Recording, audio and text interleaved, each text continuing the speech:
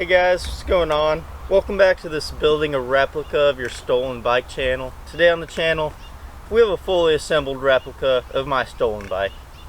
It's this one's more budget friendly than the stolen bike though, so you know, there's some old parts mixed in here.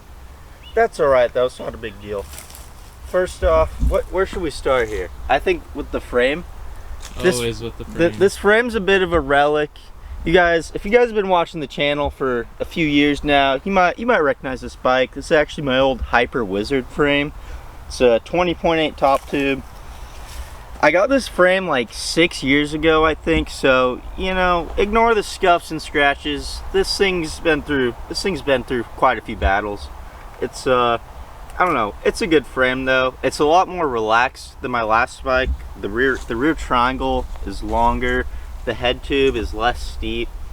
The top tube is actually slightly longer as well. But so far, I've been back on this frame for 3 months or so. I don't really have any complaints with it. It feels solid. I was already pretty comfortable with this frame. As I said, I rode it for quite a few years. But yeah.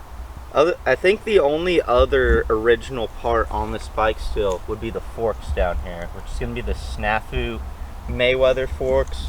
I couldn't tell you the offset on these guys. I've had them for a lot of years now. They definitely got some battle scars on them, but they're not bent, they're not cracked, so we're just gonna keep on running them. I guess we'll go down to the front wheel now. This is a new part. This is just a fit, complete front wheel. Got it at the local bike shop a few months back. No complaints with it so far. It's a wheel. It spins, it does wheel stuff. If you'll see, attached to the wheel hub, you got a Rant hub guard that was courtesy of the homie Matthew. Shout out Matthew. Then moving on to the peg, we just have some generic Odyssey pegs, plastic. I don't really like metal pegs. I also don't grind very much, so plastic makes it easier, in my opinion. I think they're 4.5 inches long. Not super long. A lot of guys like to run like the 4.75 5-inch pegs. Seems about right. So yeah, about 4.5. Thank you, Josiah, for the precise measurement. I guess we'll move up to the headset now because everyone cares about my headset bearings. We've got some what brand is that? We got some Stay Strong gold headset caps and bearings. Shout out Dance Comp. That thing was like, it was like $10 shipped straight to your front door. What a bargain. And honestly, they're not even that crunchy. Look at that. Oh my god, dude, I could do a quintuple bar spin if I wanted to. Alright, then we got oh, this is cool. We got a Fiend part here. We got a Fiend Lewis Mills top load stem. This part's pretty sick. It was really expensive, but no complaints so far. I mean, usually when I get a new stem, like within the first session or two, my bars will end up slipping just because of the fresh paint, but like I've never had to adjust these bars a single time. Get the bushes out of the way. But yeah, great stem. It's never slipped on me once. No complaints. I also like that some top load stems bring your bars up like a lot. It's more of an upload stem, but this one doesn't have that much rise to it, which I kind of like because my old setup I was running a front load stem, so it's a less harsh adjustment going to this guy. Up the top cap, we got a little bit of bling right here. We got some Snafu jet fuel. This is just something I had in my parts bin, and I wanted to switch it up a little bit. Going up to the bars here, we have some signature fast and loose demolition bars. I think it's like a combination of Corey Walsh and Jason Watts that designed these bars.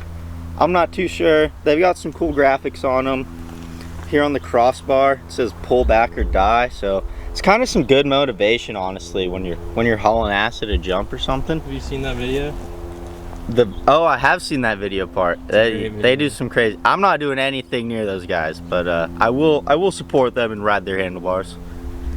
Going on to the grips, as you guys know, I usually like the S&M Hoder grips. I actually switched it up this time. We just got some generic Colt Crew grips. No complaints. They're pretty comfy. Definitely will be going back to the S&M grips when these guys are toasted. bar ends, really boring, but we just got some white bar ends to, you know, kind of match the tires. Actually, I don't think I went over that. These are the Eclat Mirage tires in 2.4 wide. They're the gum wall with a white tread, which I had these exact same tires on my last bike and I really liked how they look, so I'm kind of going for the same look that my old bike had. I guess we'll move on down to the drivetrain now. Over here we got a gold 28 tooth profile racing sprocket. I kind of boycotted profile racing for a few years because I had like a 1 month period where I broke a profile racing top load stem, and I also shattered, like completely exploded, a profile mini hub. So I kind of, you know, didn't run their parts for a while, but we're giving them a go again. We're back on the profile goods, so, you know, hopefully the sprocket doesn't break on me, man. Come around to the other side. We just got like a little bottom bracket spacer to match, just a little gold profile part. Just ties it in nicely.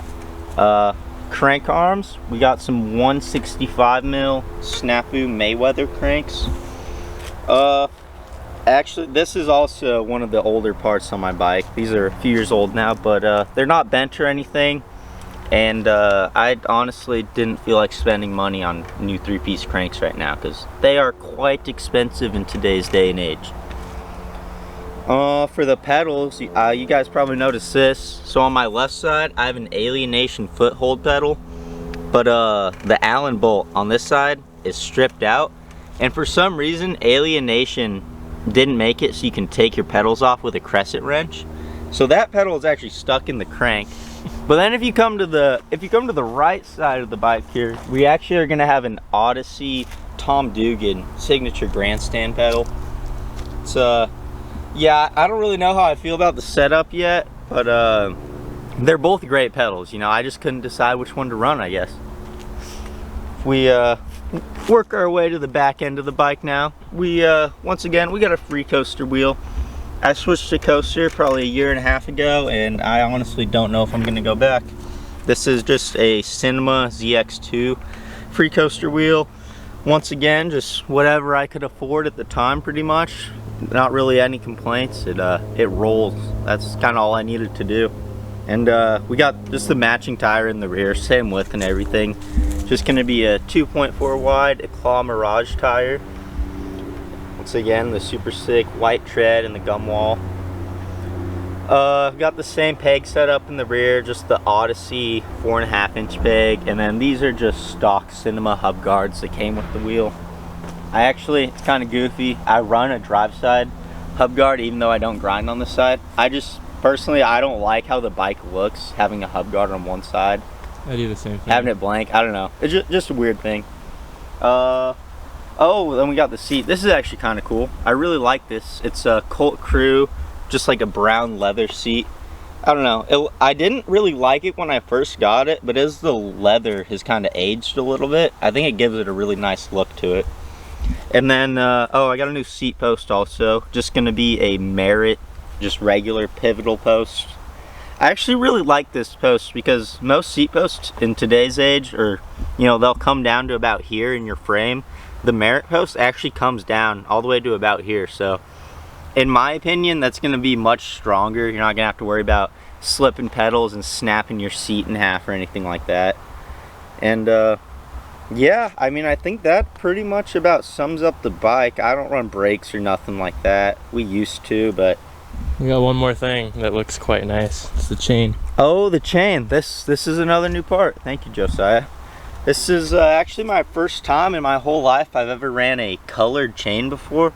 So we just got a Cinema gold half-link chain.